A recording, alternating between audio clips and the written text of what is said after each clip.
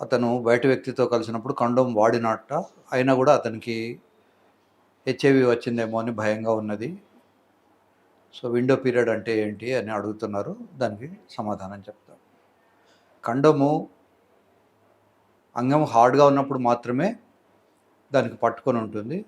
ఒకసారి అంగం లూజ్ అయిన తర్వాత, సాఫ్ట్ అయిన తర్వాత, ఫ్లాసిడ్ అయిన తర్వాత కండోమ్ దానికి స్నగ్లీ ఫిట్టింగ్ ఉండదు. లూజ్ అయితుంది. అటువంటి పరిస్థితుల్లో అమ్మాయి సీక్రెషన్స్ అబ్బాయికి, అబ్బాయి సీక్రెషన్స్ అమ్మాయికి ఎక్స్చేంజ్ అయ్యే అవకాశాలు ఉంటాయి. ఈ హెచ్ఐవి అనేది ఒక రకమైనటువంటి వైరస్.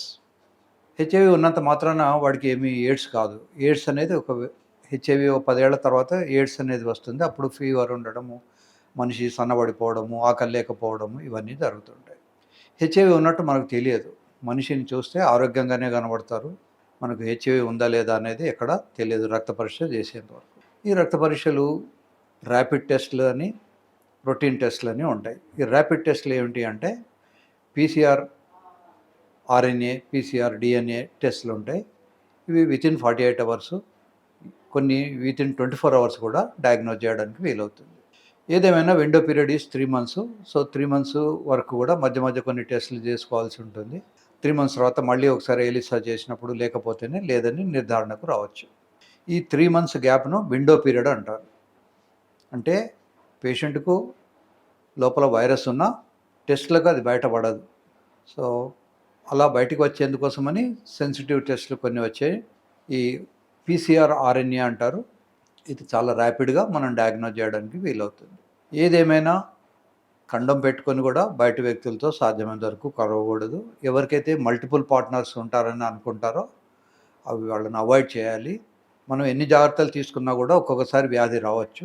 ఒకసారి వ్యాధి వచ్చిందంటే జీవితాంతం ఉంటుంది. అది పోయే అవకాశం ఉండదు. కనుక న్యాయంగా, ధర్మంగా ఉంటే జీవితాంతం సుఖపడవచ్చు. కక్కుర్తిపడి ఆ రోజు కోసమో, ఆనందం కోసమో, ఆ అరగంట, గంట ఆనందం కోసమో వెళ్తే పొరపాటున ఆ వ్యాధి కనుక వస్తే జీవితాంతం కష్టపడాల్సి ఉంటుంది. ఇంతవరకు హెచ్ఐవికి చెప్పుకోదగ్గ మందులు ఏమీ లేవు. కంట్రోల్లో పెట్టడానికి ఉన్నాయి కానీ అసలు వ్యాధి లేకుండా పోయే మందులు కానీ అవి లేవు.